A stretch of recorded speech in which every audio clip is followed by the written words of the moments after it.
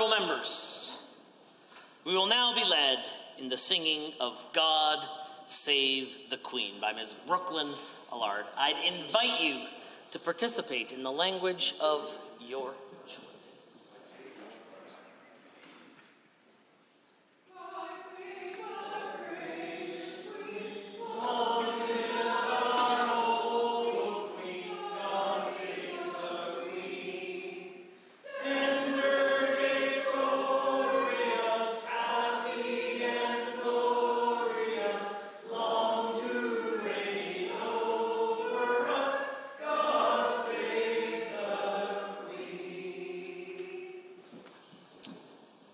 Please be seated.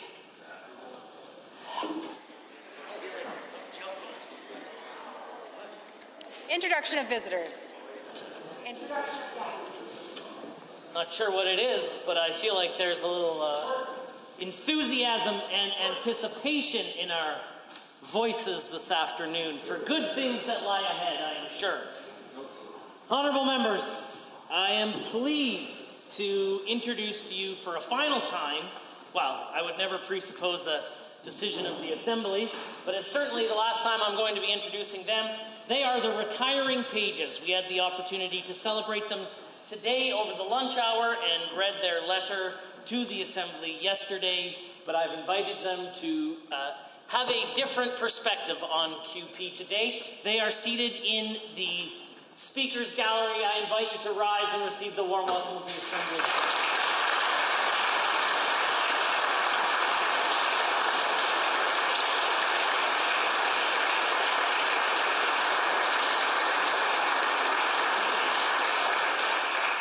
Honorable members, also joining us in the galleries today are a group of senior high school students and teachers from the Calvin Christian School in the constituency of Cardston-Siksika.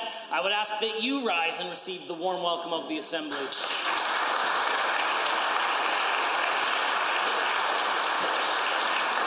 Also seated in the members' gallery today is Indra Ramayan, a guest of the Minister of Indigenous Relations. Please rise and receive the warm welcome of the Assembly.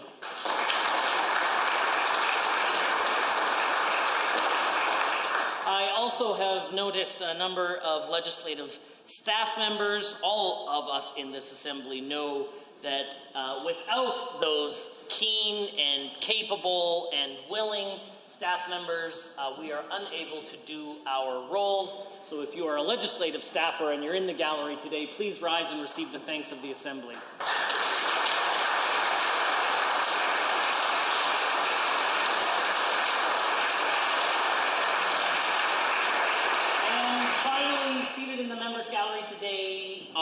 The family of Emma Hopper, the Director of Research and Policy for the United Conservative Caucus. Please join me in welcoming her parents and brother, Christopher Hopper, Michelle Hopper, and her brother, Benjamin Hopper. Please rise if you're able and receive the warm welcome of the Assembly.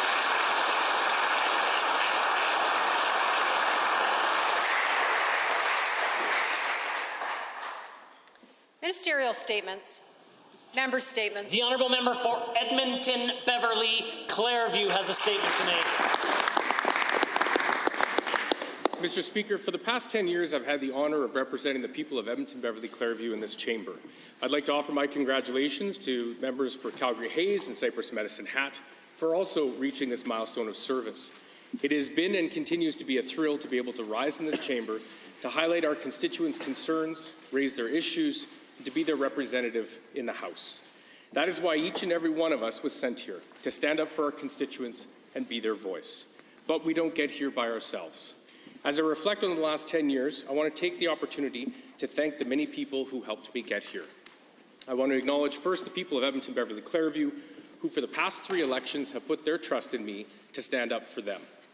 While we all claim to represent the best constituencies in Alberta, I have to tell this House that I actually do represent the best constituency. A heartfelt thank you to the dedicated volunteers who worked so hard over the past 16 years to send me here. And the same to the team of staff that I've had the honour of working with over the past 10 years, both in my constituency office and here at the legislature.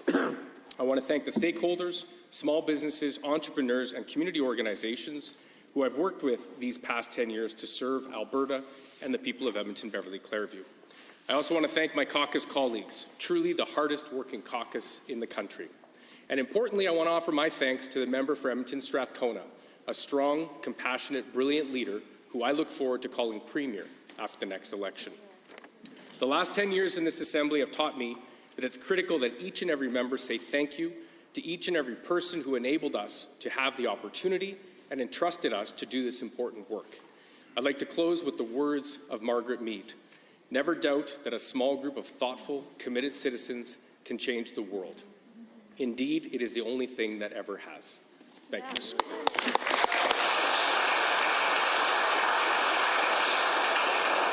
The honourable member for Calgary-Klein. Thank you, Mr. Speaker. As the spring session wraps up, I want to look back at the accomplishments of this Assembly. First, we marked a milestone in Alberta's recovery plan by passing Budget 2022. Our Minister of Finance presented a balanced budget for the first time in over a decade and delivered on a key commitment of this government to control spending and get our province's finances back on track. It's important for everyone to remember that the budget would not have been balanced if we had stayed on the same reckless spending trajectory of the NDP. Alberta's government also continued to attract massive investment in aerospace, logistics, venture capital, manufacturing, so much more, while positioning Alberta for further investment in hydrogen, tourism, hemp, and film and television. To confront the rising cost of living driven by record inflation, the government eliminated the 13 cents per litre fuel tax and passed legislation to provide rebates on electricity bills. We know Albertans are struggling with rising costs and recognize there's still more that needs to be done. Alberta's government continues to build on its strengths, support entrepreneurship, and promote diversification through Alberta's recovery plan into new and emerging sectors to attract investment and create more good-paying jobs for Albertans, which is helping to drive our unemployment rate to the lowest that it's been since 2015. I also want to congratulate my friend and colleague from Highwood on passing the Human Tissue and Organ Donor Act, Bill 205. Raising awareness and creating mandatory referral process will save lives. I would also like to congratulate and thank my colleague from Chestermere Strathmore for championing Bill 10 and getting that important piece of legislation past the finish line. The Health Professions Protecting Women and Girls Amendment Act brings up an uncomfortable topic, female genital mutilation. So I admire her work on this, and as a man I acknowledge that we need to have these conversations no matter how uncomfortable they may be. In closing, Mr. Speaker, our government has fulfilled close to 90% of our campaign promises. The honourable member for Vermilion, Lloydminster Wainwright. Today is World Catholic Education Day. Hear, hear. Mr. Speaker, I'm so grateful to live in a province where diversity is celebrated and where families can send their children to a school that permeates faith in daily education. Catholic education has a long history in this province, and in fact, we're the first schools in Alberta. As society changed, so did education. We now have public, francophone, independent, public charter, and home education as well. But throughout the years, Catholic education has held fast and stayed a pillar of community and faith across the province. Alberta's government supports school choice and has proven over and over that we are committed to maintaining that long, successful tradition of school choice in our province. Mr. Speaker, when the members opposite were in office, they made a systematic effort to dismantle educational choice in Alberta. In their dogmatic view, public schools are the only schools worth funding. The NDP may preach tolerance and respect for diversity, but we've seen how empty their talking points were. Unlike the members opposite, who would defund everything except public schools, we believe that it is parents' right to choose the type of education that is best for their child.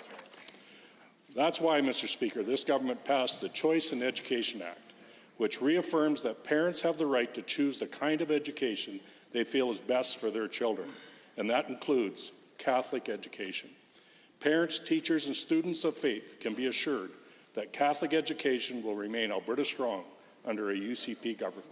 Hear, hear. The honourable member for Edmonton Meadows is next. Mr. Speaker, for months we have seen the tragically increasing instances of hate crimes in Alberta. Between January and March 2022, Edmonton police investigated 23 hate-motivated crimes. This has almost doubled from 2021. People have been assaulted, harassed, threatened, and abused. This must stop. Every Albertan has the right to feel safe and secure in every city, town, village, community, and neighborhood in Alberta. We need our government to do more to ensure that this will happen. We need a government that takes action. But sadly, when given the opportunity to take a meaningful step forward, the UCP took us backwards. Bill 204, created after months and months of consultations and work with stakeholders and racialized Albertans, and which addressed the need to collect race-based data, was shut down by the UCP, who refused to even allow the bill to be debated. And what's more, for over a year, the recommendations of the government's own Anti-Racism Advisory Committee have been sitting on the government's desk with little action to get these completed. These are critical recommendations that would break down barriers to accessing the justice system and so much more than this government is allowing to remain. This government needs to ensure that there are no structural barriers based on race, language, background, or any other criteria. This government needs to ensure that no Albertans is left behind or unable to access the institutions that work for them. But for over a year, now racialized Albertans have been watching and waiting while this government fails to do what it's required of them. And now, with the Premier's resignation and the months of infighting that we are facing, mean that these critical recommendations will continue to be delayed and ignored. But while the UCP failed to step up and address this issue, the Albertans NDP remained focused on tackling the root causes of racism. Thank you. The honourable member for Peace River has a statement to make. Mr. Speaker, in spite of centennial crises Alberta has faced, we've accomplished more in these last years than we have seen in generations. The Alberta Indigenous Opportunities Corporation with genuine reconciliation. We see a leading model for genuine care and treatment for those suffering from addiction and opioid crisis. We see a school curriculum and school choice embedded deep into our legislation and into the identity of Alberta. We have a roaring economy in the film industry, in fintech and agri-foods. We see forestry having its best year ever. Mr. Speaker, oil and gas is back. The truth is, we even have a balanced budget for the first time in 14 years. The Oilers are going to win the Cup, Mr. Speaker. Alberta is on a roll. The truth is, Mr. Speaker, we have done this together as Albertans, as legislators, as a united Conservative movement. We have done this together, Mr. Speaker, and we owe our Premier a debt of gratitude and thanks for the sacrifices he has made for the sake of this province. Mr. Speaker, the legacy of this Premier is going to be opportunities for generations of families for a decade to come, and I could not be more proud to be saying that today. The truth is, Mr. Speaker, it is more easy to destroy something good than it is to create it. It is easier to tear something down than build it up. And there are members in this legislature who have made their career quite literally out of tearing down our province and our movement. And the saddest part, Mr. Speaker, is they're not necessarily members of the NDP. I'm asking every one of us as we go forward as Albertans into this new season for what we are called to do, to consider how we can build, how we can be like the example of the Premier who led in selfless service for the good of a province, who can try and build something up rather than tear it down. I believe the only risk that we have as Conservatives and Albertans is from the inside. The NDP will come out and they will try and destroy us. That is baked in. The question is, will we as Conservatives take up this obligation we have for the betterment of Albertans and work together united? Thank you, Mr. Speaker. The honourable member for Edmonton Castle Downs. Thank you, Mr. Speaker. Today I rise to speak about the Edmonton Salutes Committee, which was established in 1997. I've been honoured to work with this dedicated team since 2015 in my former role as the Alberta Government Liaison to the Canadian Armed Forces and currently as a community member at large. The committee's mandate is to promote and recognize our local military community contributions, both at home and abroad. The Edmonton Salutes membership is drawn from the City of Edmonton, corporate Edmonton, surrounding municipalities, and the Government of Alberta. Military members from the 3rd Canadian Division Support Group, HMCS Nonsuch, and the Canadian Forces Recruiting Centre Prairies and North Detachment Edmonton, representing Army, Navy, and Air Force, each have a seat at the table. The committee has collaborated to promote and support initiatives such as the Freedom of the City parades and ceremonies, commemorating the centennial battles of victories and soldiers' sacrifices, collaborating on the development of the former CFB Edmonton location, which is now the Griesbaum neighbourhood, supporting the Military Family Resource Centre and other organizations seeking to recognize and the military in the capital region, and supporting the arts by sharing experiences and honoring our Canadian Armed Forces stories in a variety of mediums. I've been able to participate in troop deployments due to the hard work of this committee, and we were able to support soldiers as they departed and/or returned from the Middle East and Eastern Europe. Times have changed, and as have the needs. The MFRC, as a result, has really shown the character of doing more with less. As a result of COVID, it is estimated that the overall budget was cut by 15%. The loss in fundraising dollars has been due to the inability to host fundraising events. With that in mind, I'm excited to share that the MFRC Gala is returning after a hiatus due to COVID on June 4th and will be held on the eve of CAF Day. They are seeking donations, sponsorships, and auction items, and of course, hoping individuals will be able to purchase tickets and attend. Let's show the MFRC our support. The honourable member for Calgary-Curry. Thank you, Mr. Speaker. Recently, I was door knocking in Calgary-Curry, and someone asked me, why do the NDP get to make these claims that never seem to come true, and when they get it wrong, they never apologize? And I said, good question. The NDP did say we would be blowing up mountains for coal mines and selling all of our parks, but none of that happened. We've all seen the law signs, and this will likely surprise you. The only government that sold a park since 2015 was actually the NDP. So the only ones actually trying to go breaking our parks was the NDP. Healthcare and education, all they say is cuts, cuts, cuts. But in the real world, we are spending at record levels on both healthcare and education. The NDP also say people are moving away in droves, but the data shows net migration into the province. They just ignore the data and keep getting it wrong. They said we would fire nurses and cut their salaries, but we are hiring nurses and we gave them a raise, something they never did. And when it comes to collective bargaining, the deal we struck with the nurses is evidence of a government that bargains in good faith. So over the last 3 years, what has come true? Well, we balanced the budget at $70 oil. In April 2019, when we took over, oil was at $70 and there were billions in structural deficit. We brought back more jobs than we had before. Film productions are now part of traffic reports in Calgary. Under the NDP, $37 million was a good year for tech investment. But guess what, under us? $500 million in the first quarter of this year alone, or just just close to that. So if you are looking for a responsible government, one that attracts investment, balances the budget with sustainable support programs, then the choice is clear. And it is not the NDP opposition that always seems to cry wolf. Their track record of getting things wrong makes them the least trustworthy opposition in Canada, and I think the NDP owe Albertans an apology for their alarmist fear-mongering. Thank you. Order. The honourable member for Grand Prairie. Mr. Speaker, Alberta is back. Alberta's unemployment rate is at the lowest level since 2015. We're seeing rapid growth in every area of the province, from oil and gas to diversified high-tech, film and television, and agriculture. Mr. Speaker, while this is an exciting time to be in Alberta, it also brings challenges. One of those is a shortage of skilled talent.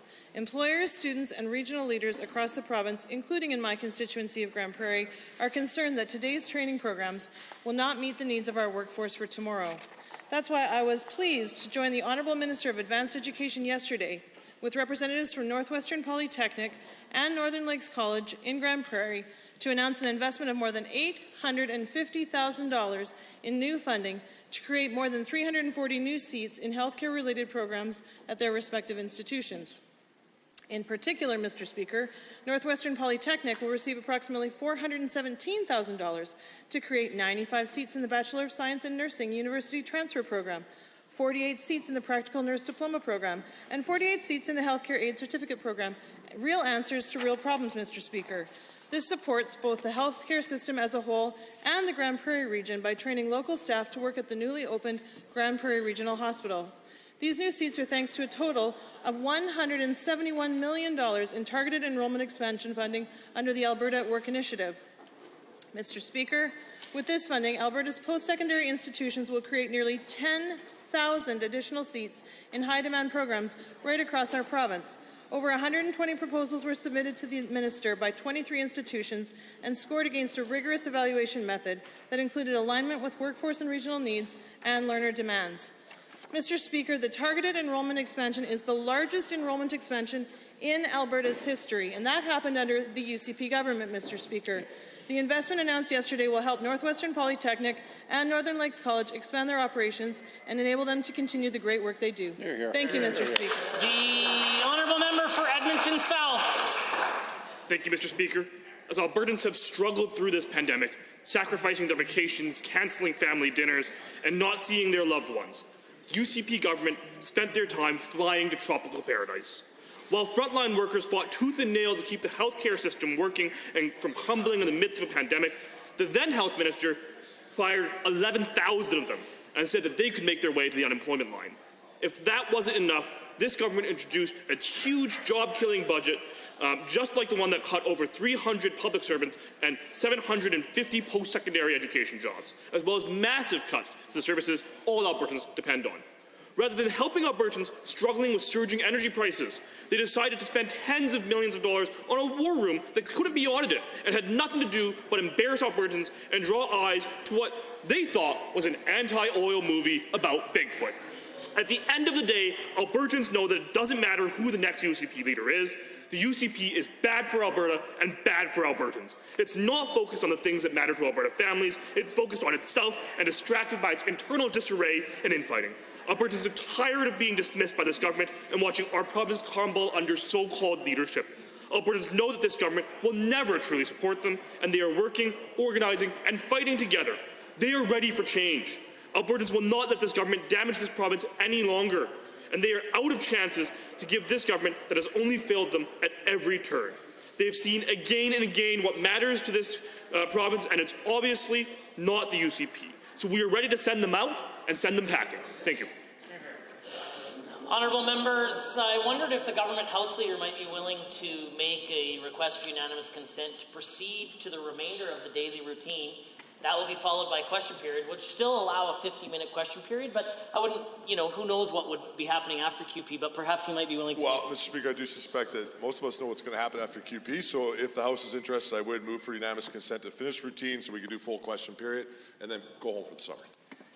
Honourable members, I will ask only one question. Is there anyone opposed to providing unanimous consent? Unanimous consent is granted. The clerk. Presenting reports by standing and special committees. Presenting petitions.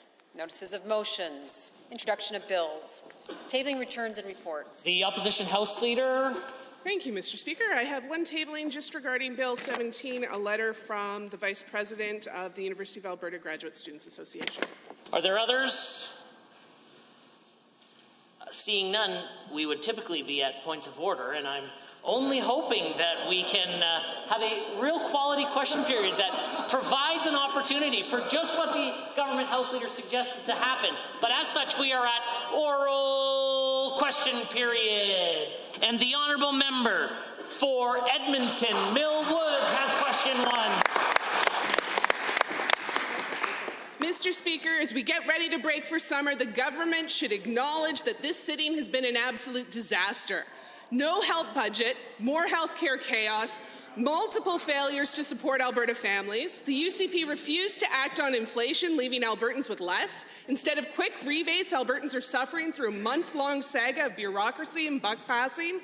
Endless political knife sharpening like the member's statement we just heard from the member for Peace River, culminating in the Premier's resignation. Why did the government spend so much time on themselves and no time helping Albertans? The government House Leader has the call. Mr. Speaker, I'm proud to be part of a government over the last 3 years that has passed 137 pieces of legislation through this House, Mr. Speaker, has worked tirelessly to defend our constituents, Mr. Speaker, and in this session, Mr. Speaker, has removed the gas tax in the province to help people with inflation, Mr. Speaker, brought in electricity rebates, gas rebates, Mr. Speaker, and has stood up to Ottawa repeatedly, Mr. Speaker, while they have sold out Albertans to their Justin Trudeau boss inside Ottawa. The Honourable Official Opposition House Leader. Mr. Speaker, this government is collapsing and they're taking our healthcare system with them. ERs are so blocked, children are lining up outside of the hospital. We have more hallway medicine. EMS is in crisis. Doctors are leaving and frontline workers are exhausted. Instead of support and stability, the government fired the AHS CEO, threatened wage cuts for respiratory therapists and health specialists, and they're working overtime to take insulin pumps away from diabetics. Mr. Speaker, when the government stood up in an unfinished room filled with unstaffed hospital beds, were they surprised workers weren't standing with them? Because I wasn't. The Honourable Minister of Health. Mr. Speaker, I'm proud of the work that our government is doing right now in investing in our healthcare system and investing in additional capacity. Mr. Speaker, I've mentioned this House on numerous times that the system is under strain. It's under strain here in the province of Alberta, and it's under strain across the entire country, given COVID, given the influenza A, and given the backlog of care that we've experienced because of COVID. But, Mr. Speaker, we are responding to that. We are investing significant dollars, the most dollars ever, into our healthcare system. $600 million this year, $1.8 billion over 3 years. Mr. Speaker, we are investing in our healthcare system. Opposition House Leader.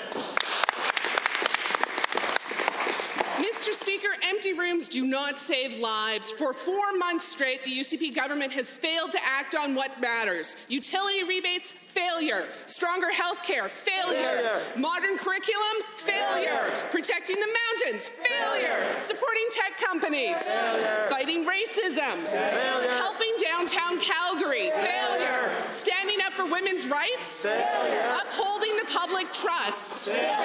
Mr. Speaker, with this many failures, just who is really focused on supporting Albertans? It's Alberta's NDP. The Honourable Government House Leader.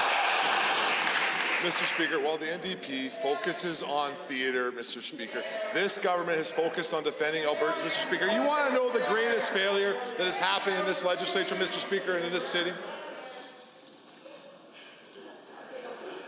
Mr. Speaker, it's the failure of the NDP to stand up for Alberta, to stand up for our industries, to stand up for our children, to stand up for our grandchildren, Mr. Speaker. Shame on them, Mr. Speaker, as they stood time and time again in this chamber with their close allies in Ottawa, Mr. Speaker. Albertans can rest assured this government's united and we're going to continue to stand up.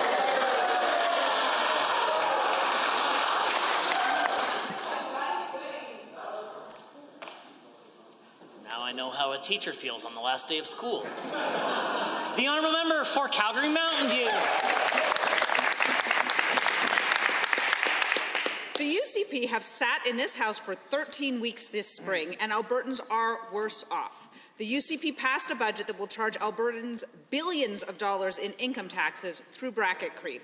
They reduced the value of benefits to families, to seniors, to Albertans living with disabilities, jacked up the price of tuition and interest on student loan, removed the price protection on car insurance, and now it's more expensive.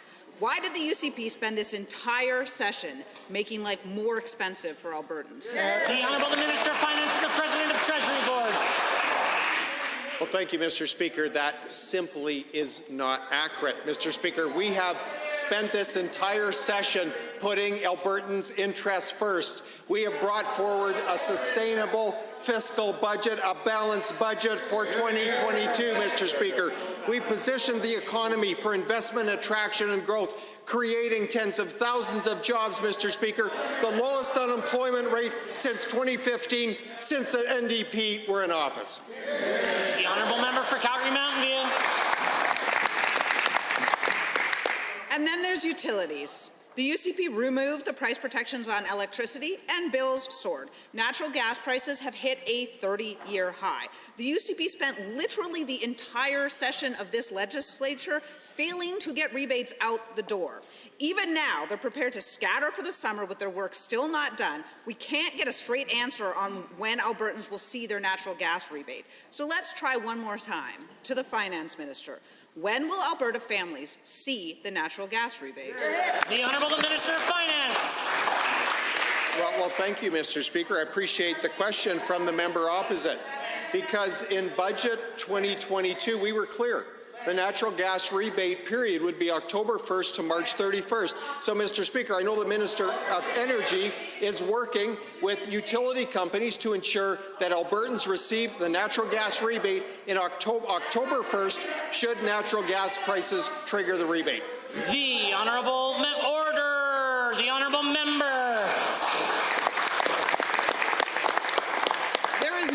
help coming for Alberta families under this UCP. After spending the whole spring scheming and plotting against each other, they're now going to spend the whole summer springing and plotting against each other some more.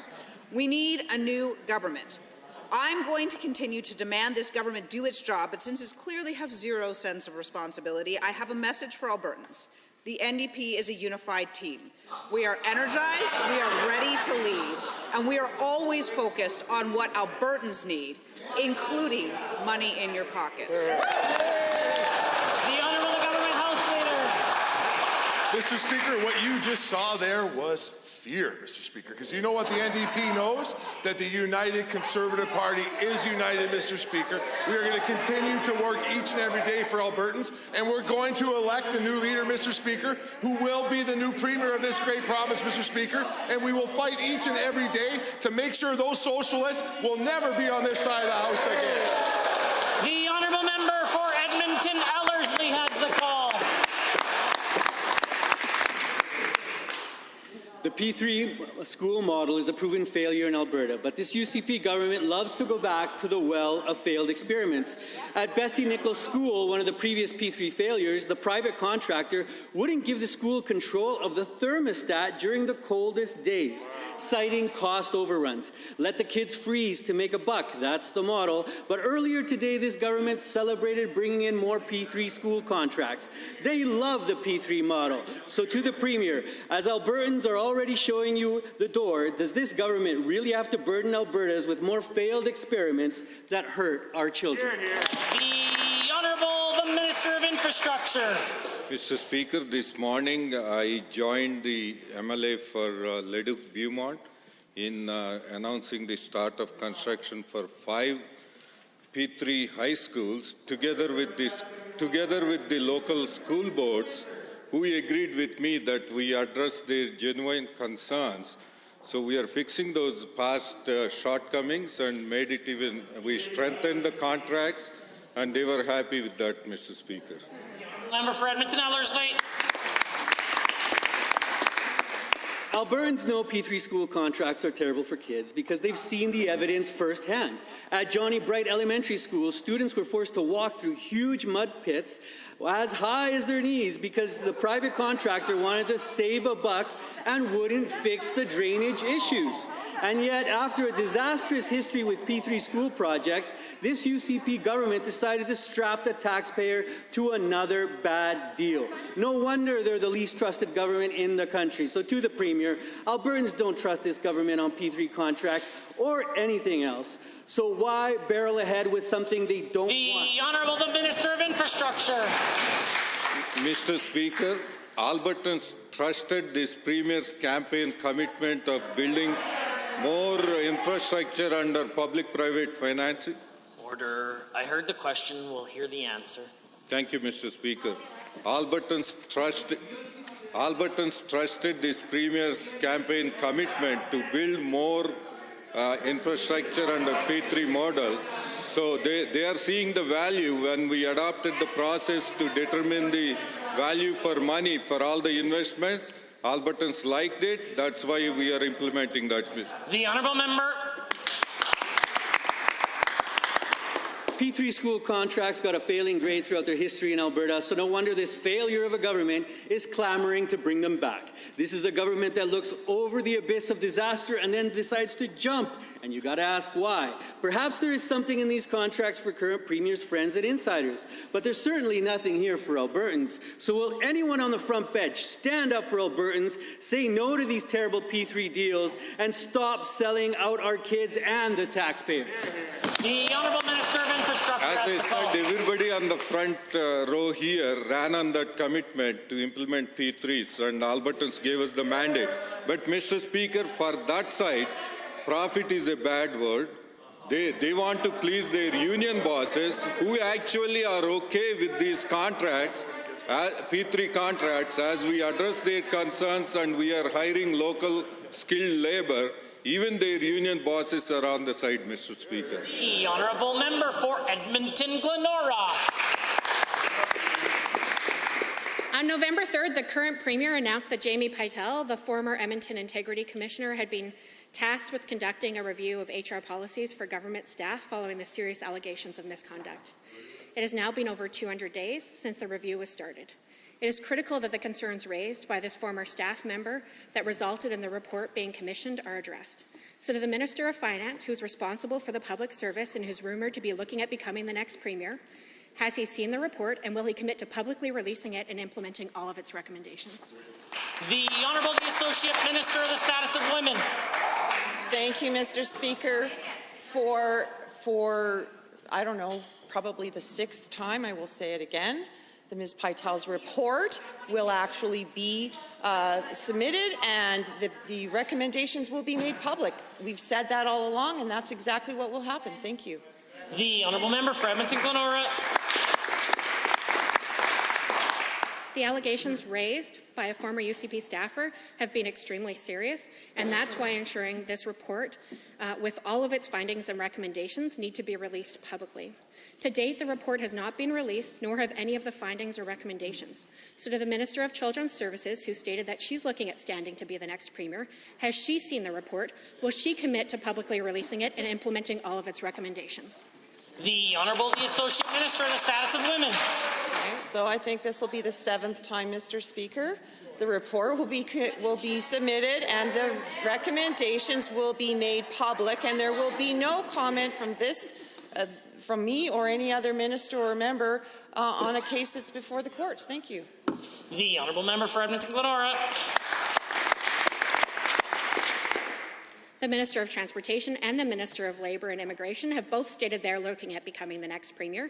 It's important to Albertans that they know that irregardless of who sits in the Premier's chair next, that the serious concerns of harassment made by a former UCP staffer are addressed. So, will the Minister of Transportation or the Minister of Labour or Immigration or any other minister looking to become the next Premier stand up in this place, tell us if they've seen the report, and if they will release it publicly and commit to implementing all of the recommendations? The Honourable the Associate Minister of the Status of Women. Thank you, Mr. Speaker. You know, I've said also many times how seriously we take the issues of sexual harassment, and that sexual harassment should not happen in any workplace, not any workplace anywhere, especially in Alberta. Period. Full stop. And since we've made that very clear, they can keep going on this report, but they've already asked and I've already answered. The Honourable Member for Lethbridge East. Thank you, Mr. Speaker. I think we can all agree that Alberta is a province of innovators and entrepreneurs. Where we may disagree in this chamber is on whether or not we see and celebrate the development, growth, attraction, and success of our innovation and technology ecosystem. So to the Minister of Jobs, Economy and Innovation, what specifically can you point to that is a clear indication that all members of this Assembly and all Albertans should celebrate our tech and innovation sector? The Honourable Minister of Jobs, the Economy and Innovation. Mr. Speaker, our tech sector in the province of Alberta is booming, Mr. Speaker. Let's give this some context. Under the NDP, in 2017, tech and venture investment was $37 million. Remember that number. $37 million under the NDP. In the first quarter alone of 2022, $466 million of venture capital. The city of Calgary was on par with the well-known tech hub of Vancouver, Mr. Speaker. Alberta is booming in tech, and we're looking forward to doing more. The Honourable Member for Lethbridge East. Thank you, Mr. Speaker, and thank you, Minister. Given the left continues to downplay the growth and successes in this space, and given they cannot seem to stop themselves from criticizing on the incredible investment we're seeing, I wonder if they don't understand how important this huge growth is. So to the same minister, what do these increasing levels of venture capital investment indicate about Alberta's ecosystem? The Honourable Minister of Jobs, the Economy and Innovation. Mr. Speaker, it means jobs, jobs, and more jobs for Albertans and people looking for prosperity and opportunity, Mr. Speaker. Right now, the city of Calgary has the fastest growing tech labor force, get this, Mr. Speaker, in all of North America, Mr. Speaker. Wow. That happened under this government, Mr. Speaker, because we made the right investments in talent, in accelerators, in venture capital partnerships, Mr. Speaker. Our government believes in diversification, and we have gotten the job done for Albertans. Good job. The Honourable Member. Thank you, Mr. Speaker, and I appreciate the minister's answer. Given that opportunity breeds opportunity, and given that when tech professionals are looking for work, they want to have options, and further given that the world is fighting over tech talent right at this moment, can the minister please share how Alberta is setting itself apart and what we are doing to funnel as much tech talent as possible into our province? The Honourable Minister. Thank you, Mr. Speaker, and thank you for that question. Right now, Mr. Speaker, and this is just a good news story for our province, the unemployment rate in Alberta is 5.9%. We haven't seen that level, Mr. Speaker, but since before with other Conservative governments. Not once, Mr. Speaker, let me say this, not once under the failed NDP did they ever get the unemployment rate below 6%, Mr. Speaker. They failed Albertans. They failed to diversify our economy. This government has diversified Alberta's economy, and it's coming roaring back. The Honourable Member for St. Albert. There are alarming problems in disability services for children and adults. Alberta's Ombudsman has said the AISH appeal processes are unfair and troubling as disabled appellants are not automatically accommodated.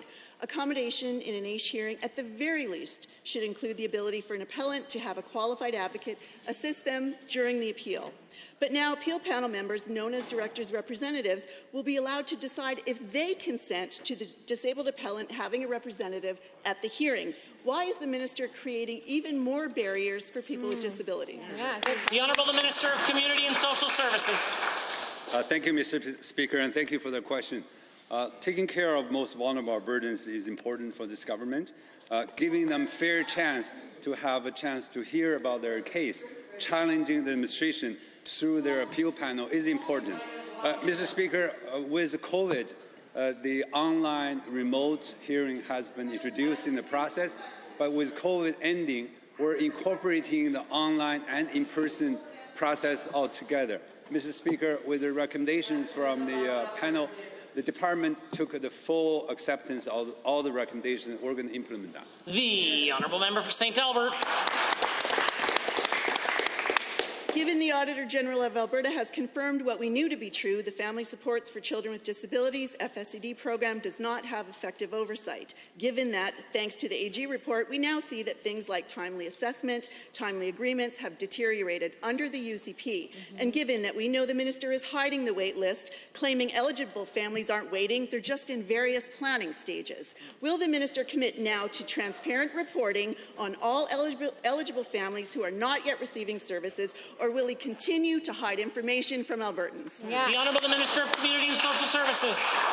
Mr. Speaker, it's always surprised me how much the opposition critique doesn't do her homework and throw all kind of a statement like this. This review covers the first 2 years is under NDP. So the latter part of this review is us. We're cleaning up the mess created by NDP government. Mr. Speaker, we're on top of that. We know there's some inconsistency happening there. The department is committed. We're going to uplifting the policies, guidelines. We're going to do training. We're going to, within 30 days, 90 days, we're going to implement all those actions. The Honourable Member for St. Albert. Given the UCP have made life more difficult for disabled Albertans by cutting Asian income supports, but continue to mislead Albertans by saying benefits are the highest in Canada, a deliberate untruth. And given the UCP have slowed processes for disabled children and their families to receive FSCD supports, then they hide the waitlist data. And given the UCP are in the process of making fair AISH appeal hearings even more difficult for appellants, will the government finally stop insulting and misleading with their spin and listen to disabled Albertans and their families? They need help, not spin. The Honourable Minister. Mr. Speaker, I can never be surprised by how the opposition critique will spin issues like this, confuse Albertans. Here are some facts, Mr. Speaker. The $1,685 per month AISH benefit to today is among the highest among provinces in Canada. Mr. Speaker, on top of that, we added $12 million to disability budget, $1.4 billion. Order. The minister needs the opportunity to be able to answer, and the speaker should be able to hear him. The Honourable Minister. Thank you, Mr. Speaker. The current budget for AISH added $12 million more. $1.4 million is the highest in Alberta's history. On top of that, Mr. Speaker, we introduced the prenatal benefit. The Honourable Member for Edmonton Castle Downs. this government continuously claims that they support our arts and culture sector. However, they haven't seen them put their money where their mouth is. Yeah. The federal government announced they will provide Alberta $17.5 million for the Major Festivals and Events Support Initiative and the Tourism Relief Fund. Yet members of our arts and culture industries have had to fight this UCP government for any ounce of support to get out from under the pandemic. Will the minister explain why the federal government had to come save Alberta's festivals and culture events and this government couldn't? The Honourable the Minister of Culture. Mr. Speaker, that is more fork-tongue doublespeak from the NDP. It never ends. The reality is the culture budget this year for the department is up by $38 million, Mr. Speaker. Only in a deranged mind is an increase of $38 million a decrease, Mr. Speaker. So they need to start to speak the truth and speak it clearly, because we support the cultural industries. We're the only one who put in a bill to support them, and we will continue to do so. Hear, hear. Out of an abundance of caution and a hope for no points of order in the remainder of question period, I might remind members to ensure that even in the boisterousness of the last day of session, that our language needs to be parliamentary and that we ought be not making accusations about other members. The Honourable Member for Edmonton Castle Downs. Given that the Stabilize program this government designed to help festivals and culture events through the pandemic could not be used for any retroactive costs organization incurred throughout the pandemic, and given that we have said many times in this House that the arts and culture industries were one of the hardest hit, being first to close and last to open, and given the retroactive funding is what our festivals, artists, venues, culture events, and tourism sector asked for, will the minister explain why he ignored these sectors and the professionals within them and commit to matching the federal dollars so we can support artists properly and help them grow in Alberta? The Honourable Minister of Culture. Oh, Mr. Speaker, the NDP are living in the past. The reality is, they totally are, Mr. Speaker, because the reality is now, if you talk to the arts and culture sector, you talk to the booking agents, you talk to the artists. I talked to a band member this morning. I've talked to various arts groups, including, and the reality is, they're overwhelmed with bookings. People are filling the venues. The artists have got more bookings than they can handle. So, Mr. Speaker, we provided $37 million in stabilized funding, and it's worked. Alberta's back, so are the artists back, and they're doing well. The Honourable Member. Given that the federal government provided Alberta this money to help tourism projects adapt their products and services to create new experiences in hopes of attracting more visitors to the province, and given debt from the pandemic isn't all these organizations have to worry about. They're facing higher utility prices, taxes, and insurance under this government.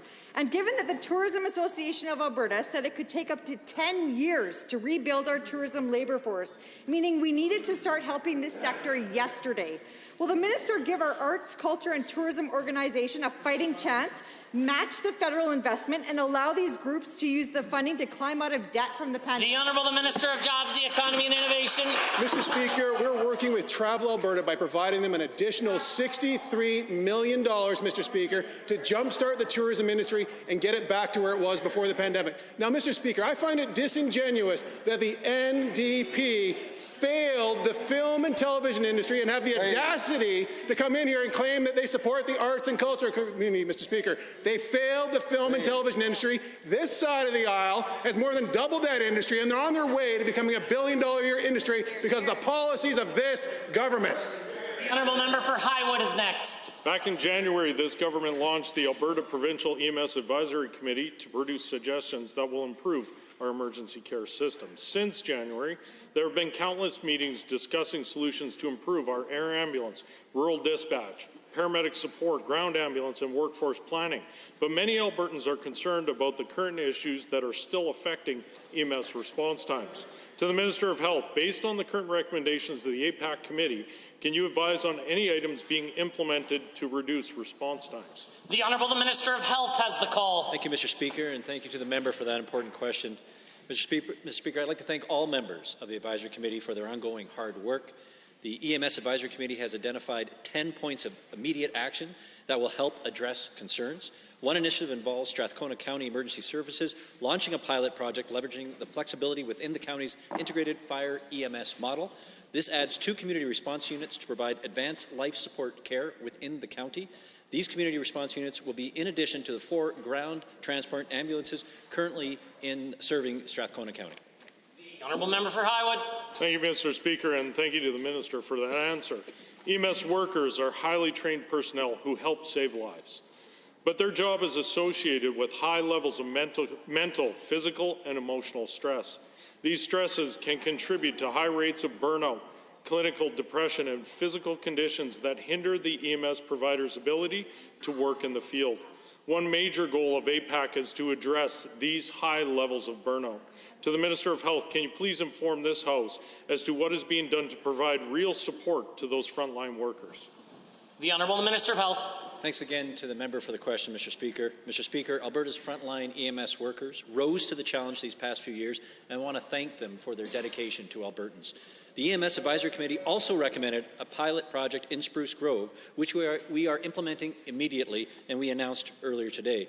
This allows 2 licensed paramedics to respond as a medical first response and change to an active duty ambulance and transport a patient to hospital when an AHS resource isn't available. Mr. Speaker, this will reduce pressures on local EMS and improve response times when it's most critical. The honourable member for Highwood. Thank you, Mr. Speaker, and thank you to the Minister for that answer. The current problems that exist are issues that have been building for years, and it is clear that we need our EMS system to provide stronger support to Albertans today and into the future tomorrow. So, to the Minister of Health, what system changes in addition are being put in place to ensure greater accountability and transparency to make sure that our system is improving and will continue to improve in the years to come? Minister of Health. Thanks again to the member for another great question, Mr. Speaker. As stemming from the recommendations from the committee and from AHS, we are piloting a temporary exemption to allow emergency medical responders to staff more ambulances throughout the province. That means that when necessary, 2 EMRs can transfer non-emergency patients without needing a paramedic on board. Additionally, EMRs can now join an advanced care paramedic to respond to emergency calls. This change puts us in line with other Western provinces. I want to thank the member and all the committee members for the continued hard work, and I look forward to receiving their interim reports and their final reports so we can continue to improve EMS services for Albertans. The honourable member for Edmonton South. Mr. Speaker, remember March 2020, members of this House across party lines came together to praise healthcare and essential workers. Soon after, the UCP government turned their backs on them and waged a war against Alberta's healthcare workers. And now, as Albertans recover from a pandemic, the very same heroes are running on empty. This government's horrendous treatment of healthcare workers has literally driven them out of this province. So much so that this UCP government is struggling to hire more paramedics. But that's not going to be enough to solve the crisis in the province's emergency response system. Will the Minister of Health stand up today and accept that Alberta's emergency response system is struggling because of the bad decisions made by him and his UCP government? The Honourable Minister of Health. Thank you, Mr. Speaker. Mr. Speaker, we've spoken in the House before. The healthcare system is under strain, including our emergency response system. Mr. Speaker, it's not only under strain here in Alberta, it's under strain across the entire country. Not only COVID, we've had issues dealing with care that has been postponed, and we also are dealing with the opioid crisis. Mr. Speaker, we understand there are issues, and we are investing to address those issues. As I just spoke earlier, not only did we put budget 2022 $64 million additionally into emergency responses, but we're also receiving recommendations from the advisory committee, and we're acting. The honourable member for Edmonton South. Given that there are currently 20 central Alberta communities with fully or partially closed hospitals, putting more pressure on surrounding communities and urban hospitals, and given that so far the only thing that this UCP government has promised central Albertans is they will not pull back the extended temporary services until next March, can the minister promise that he will do what is right and necessary and finally offer every paramedic they're hiring permanent full-time positions with benefits? The Honourable Minister of Health. Mr. Speaker, we are doing what is right, and we're doing what is necessary. Mr. Speaker, we are investing in capacity in our entire healthcare system. That's $600 million this year, $1.8 billion over the next 3 years, Mr. Speaker, and this is on all aspects of it. We are focusing on EMS, as I indicated, $64 million. We just announced yesterday an additional 19 units by September for EMS in Calgary and in Edmonton, and that's on top of the unit that we've already announced and we've already staffed Mr. Speaker, in Airdrie, and then other smaller communities across the province. And I'm looking forward to further recommendations from the advisory committee. We will get the honourable member. Given that people living in these communities can see that is not working, and given that the situation is worsening daily with more areas without any ambulances able to respond to emergency calls, and given that according to the Health Sciences Association of Alberta, the current measures the government has taken so far are inadequate and far too slow, will the minister promise to do at least the bare minimum? Will he provide Albertans with a clear, transparent, and up-to-date information portal about doctor recruitment and ambulance wait times? Minister of Health. Mr. Speaker, we are continuing to invest in our healthcare system, including emergency medical services. And Mr. Speaker, it's not just EMS, because EMS is only one part of our system.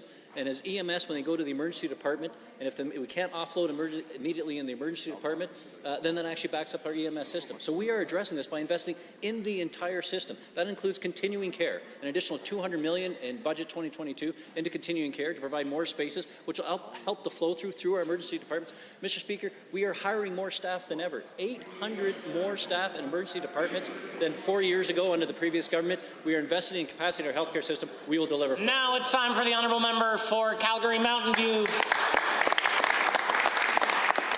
Thank you, Mr. Speaker. In March of 2020, Albertans woke to the news that the UCP government had bet $7.5 million on Trump winning the White House. This gamble came despite ongoing legal and political risk to the Keystone XL project, and ultimately the project was cancelled and the UCP lost $1.3 billion of Albertans' money. Now we found out the UCP set up numbered companies in Delaware the day before the $7.5 billion bet was made. Why is the government now in the business of setting up numbered companies in Delaware? The Honourable the Minister of Finance, President of Treasury Board. Well, thank you, Mr. Speaker. The KXL project was certainly a project that was worthy of investment, given the potential for wealth creation for future generations of Albertans, Mr. Speaker. $20 billion of wealth creation for future generations of Albertans. And I want to compare it to the crude by rail venture that the members opposite implemented when they were in power. They risked $2.8 billion of Alberta's money. All of it failed, all of it lost, to move potentially a few barrels of oil. The honourable member.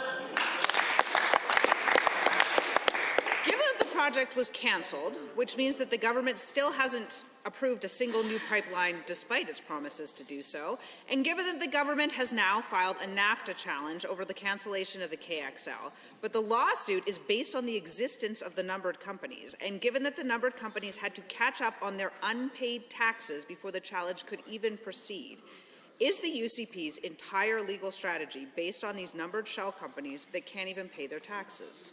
The Honourable the Minister of Finance, President of Treasury Board. Again, Mr. Speaker, with respect to KXL, we've been very transparent with Albertans. We were transparent on the risks, on the opportunities. We structured the deal so any losses would be limited, and we were transparent there, Mr. Speaker. But what I want to say, and what I will not apologize for, is a government standing up for the oil and gas industry, Mr. Speaker. We are seeing Trans Mountain go forward. We've seen Enbridge Line 3 get completed. We've seen a whole group of optimizations, increase capacity. We're exporting record barrels of oil out of this province, Mr. Speaker. The Honourable Member for Calgary Mountain View. Given that TC Energy actually protected their shareholders in the deal, and that they have now said that the Keystone XL won't be revived, and given that the Premier continues to talk about trying to revive the Keystone project after losing $1.3 billion, even saying he would contribute more of Albertans' money to the project, why weren't Alberta taxpayers protected like TC shareholders in this deal? How much more of Albertans' money is this government going to risk on the project? The Minister of Finance.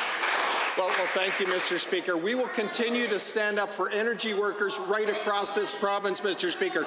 The members opposite destroyed KXL. They destroyed Energy East, Mr. Speaker. They destroyed Northern Gateway while they were in office, Mr. Speaker. We're supporting the energy industry.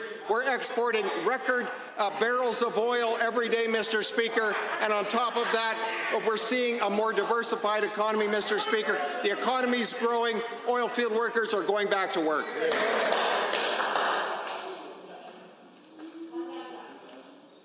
The honourable member for West Yellowhead.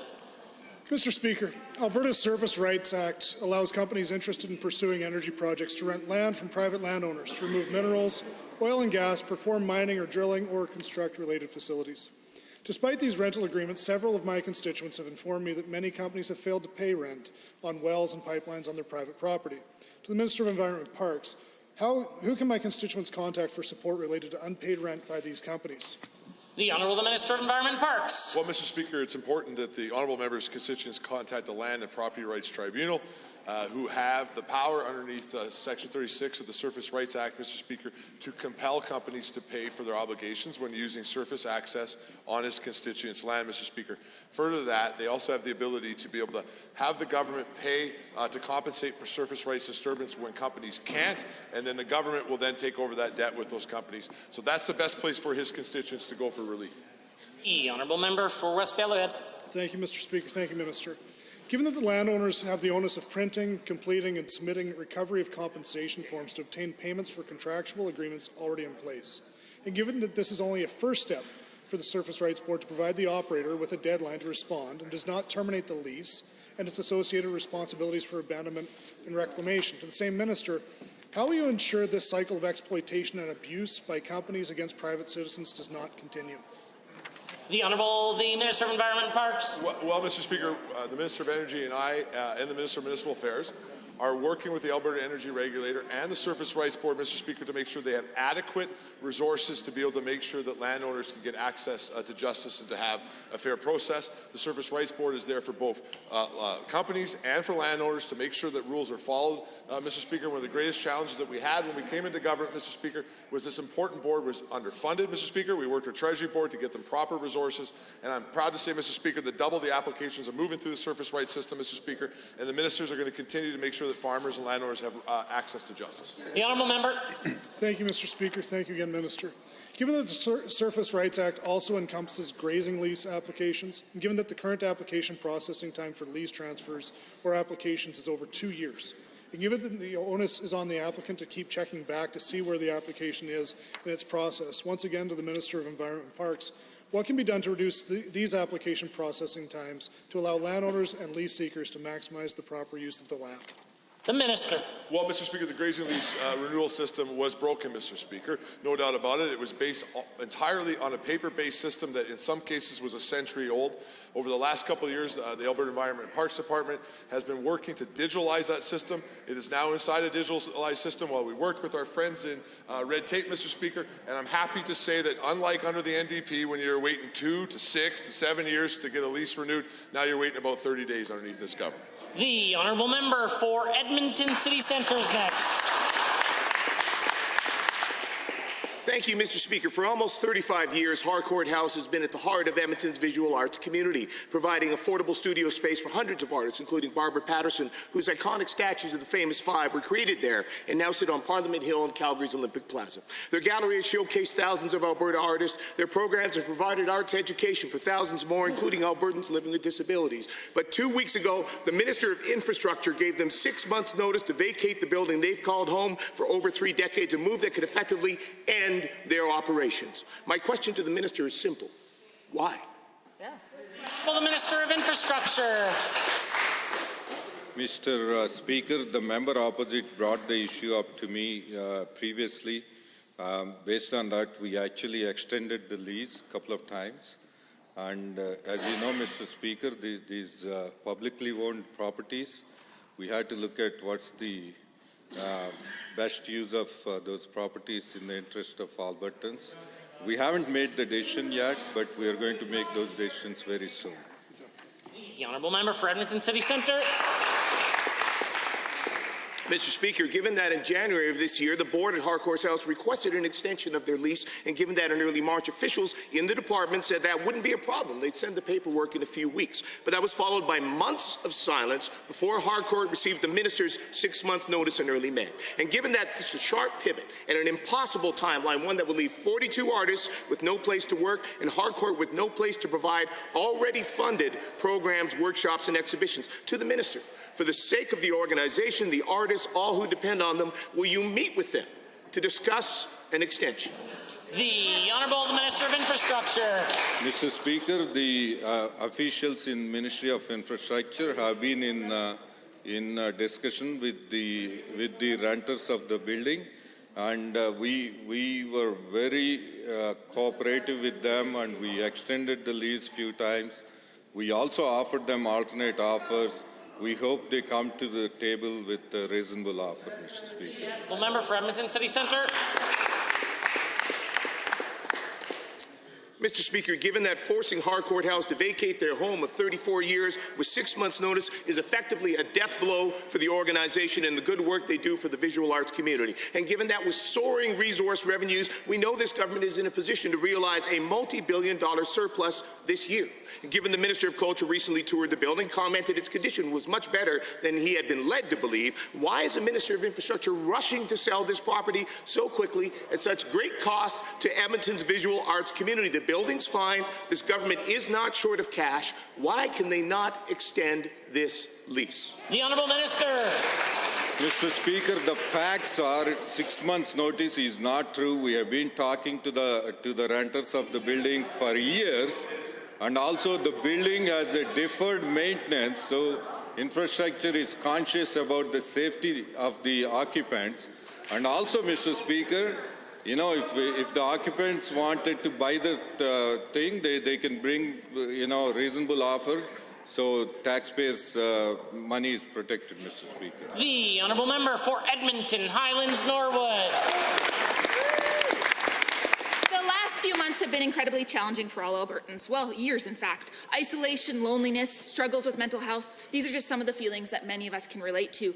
Members of Alberta's 2S LGBTQ+ community, particularly youth, have found the pandemic especially challenging. But there is hope and there is joy on the horizon. As we near Pride Month, it's a time to celebrate, to come together safely, but to also remember that Pride began as a protest. So the fight continues until all members of our community are welcomed and loved. So can the UCP tell us how the Premier plans to celebrate Pride Month? Yeah. The Honourable, the Associate Minister of the Status of Women. Well, thank you, Mr. Speaker. I'm actually looking forward to Pride Month. We're planning to actually put flags up in both Edmonton and Calgary. I'm planning to actually do a number of roundtables and meet with a number of stakeholder groups. And I actually hope to go to some fun events too. So I'm really looking forward to Pride Month. I think it's a great time for everybody to really come together and understand our 2S LGBTQIA community, and I'm really happy about it. Hear, hear. The Honourable Member for Edmonton Islands Norwood. Given that just yesterday, the Minister of Education stated that all students will see themselves in curriculum. And this is a minister in government that has shown from the outset that they're okay with a curriculum that marginalizes and omits diverse perspectives rather than uplifts and amplifies them. And given that one of the very first acts of this education minister was to make life harder for queer and trans kids through ramming through Bill 8 or Bill Hate. So, Minister, can you just explain to the House how will 2S LGBTQ+ students see themselves in curriculum, and please be specific. Yeah. The Honourable the Minister of Education. Thank you, Mr. Speaker, and we are very proud of the fact that our schools are safe and warm and welcoming communities that welcome everyone. They're very inclusive. We did pass the Education Act, which does have comprehensive LGBTQ2S+ legislation in it as well. In our K-6 curriculum, we are teaching our children not to bully, to be inclusive. We also teach them about different family structures in the new curriculum. In fact, there are instances where families look different. Sometimes there's two moms, sometimes there's two dads, sometimes there are other family structures. We include everyone because we believe in everyone. The Honourable Member. Soon to be Pride Month, and while we want to celebrate, there's a lot of work to be done. We know that queer and trans youth face many barriers, including mental health challenges, substance use, suicide, as well as an increased risk of homelessness, with as many as 30% of unhoused youth identifying as queer or trans. And given that organizations that support these youth report more challenges than ever when trying to support these young people, yet this government refuses to adequately fund this vital grassroots work. Will the Minister of Community and Social Services commit in the House today to prioritizing funding for organizations that support unhoused youth? The Honourable the Associate Minister of Mental Health and Addictions. Thank you very much, Mr. Speaker. And I thank the member for the question because we support many organizations that, of course, help people with in the trans community, the LGBT community, and we're proud to support them. We're going to continue to support them. I know myself, I was out there with the Minister of Social Service today in the community of Chinatown today, and one of the biggest things the biggest questions they had to me with the leaders within the community was who was their MLA, because they didn't know who their MLA was, Mr. Speaker, and that to me is one of the bigger issues in the community of Edmonton right now. The order.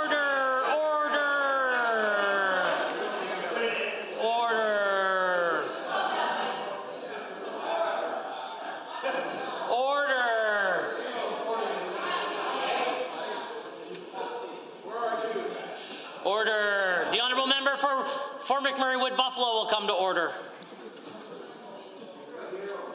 Order.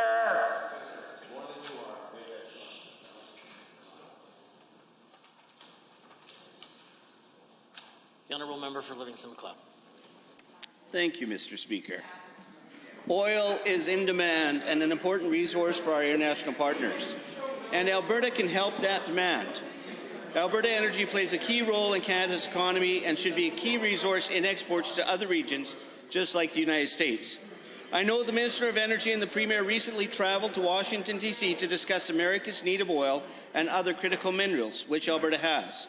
To the Minister of Energy, as a result of these discussions with U.S. officials, what progress can we expect to see that will benefit our oil and gas sector?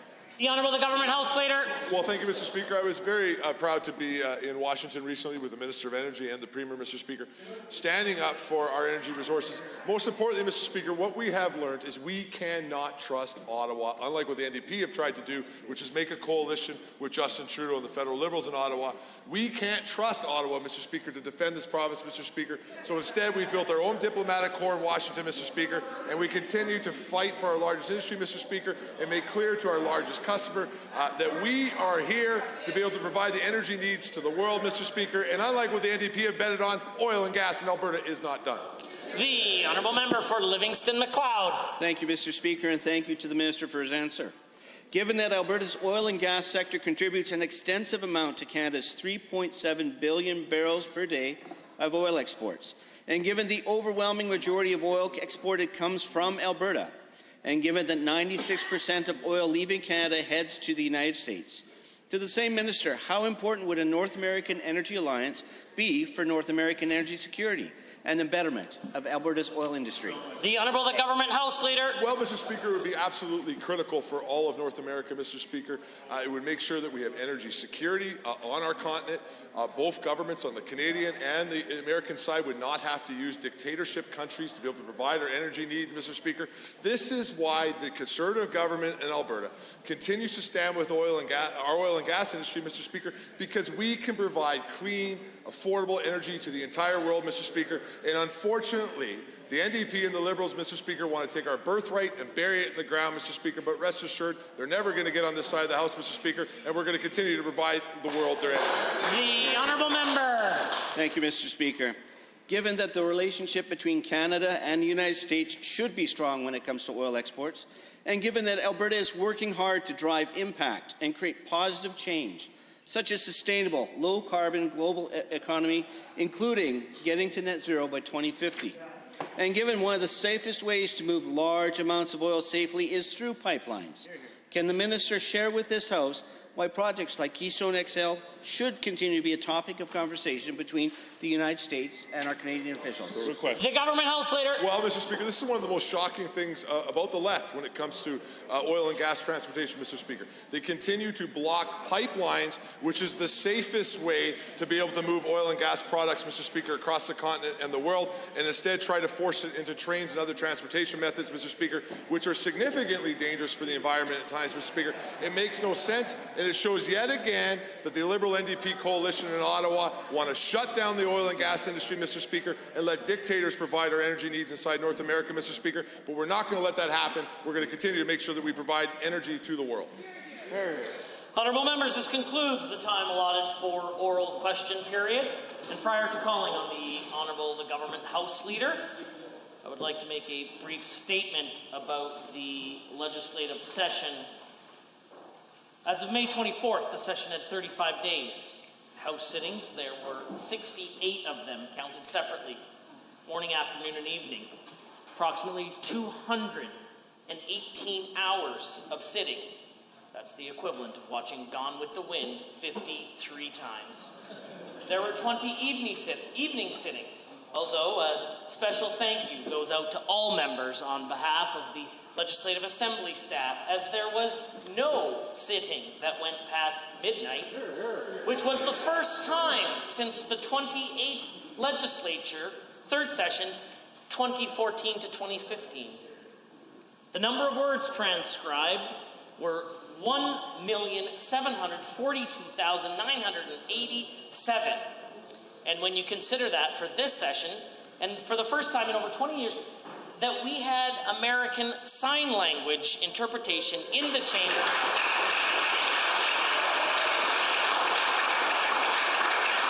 Not only is that a lot of transcribing, that's a lot of fast-moving sign as well. With the legislature and the building galleries being reopened for the third session, we welcomed many visitors and guests. Joining us from the Speaker's Gallery, there was 21 different groups of visitors, including ambassadors, elected officials, former members, and their families. Compare this to only 14 visitors introduced during the record-long second session of the 30th legislature. We also had the privilege and the opportunity to take the opportunity to introduce 115 different guests throughout our proceedings, as all of you know, some with easier names to pronounce than others. There have been no less than 215 seating plans published since 1906, but this session, for the first time, recognizes the new designation of Honorary Member of Executive Council as established by Queen Elizabeth II Platinum Jubilee Recognition Act, which appoints members to the Queen's Council. Honourable members, on behalf of my office, I'd like to say thank you, but more importantly, on behalf of all members of the Legislative Assembly, I'd like to say thank you to the table officers, the pages, Hansard, 315, Bills and Journaling's clerk, as well as all staff of the Legislative Assembly office that go above and beyond during the extra long, difficult days that a legislative session brings. And with all that said, the Government House Leader. Well, thank you, Mr. Speaker. I'd like to quickly echo your comments, I believe, on behalf of all 87 members of the legislature, through you to the table officers, the pages, the entire team of the Legislative Assembly Office, Sergeant Arms, Security. Thank you for all their hard work this session. They got us through another one. And Mr. Speaker, as well, through you to all members of the chamber, opposition, independent, and government members. Thank you for all your hard work this session. I wish you all the very best this summer. Travel safe. Look forward to seeing everybody in the fall. And with that, I am happy to say, Mr. Speaker, to advise you that the Assembly, pursuant to Government Motion 23, that the business for the 2022 spring sitting is now concluded. Honourable members, pursuant to Government Motion 23, agreed to on April 26, 2022, the House stands adjourned until October 31st, 2022.